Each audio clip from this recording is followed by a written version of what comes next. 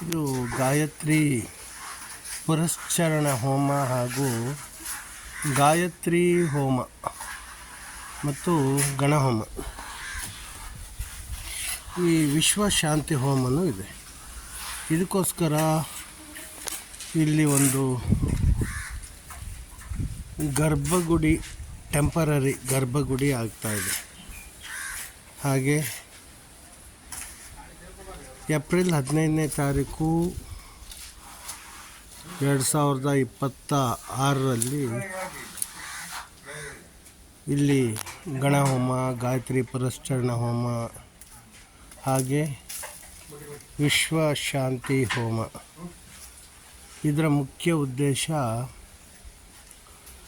ಈ ಯುದ್ಧಗಳಿಂದ ಯಾವುದೇ ಅನಾಹುತಗಳು ಆಗಬಾರ್ದು ಅನ್ನೋ ದೃಷ್ಟಿಯಿಂದ, ಅದೇ ಸಂಕಲ್ಪದಿಂದ ಈ ಹೋಮ ಮಾಡ್ತಾ ಇರೋದು.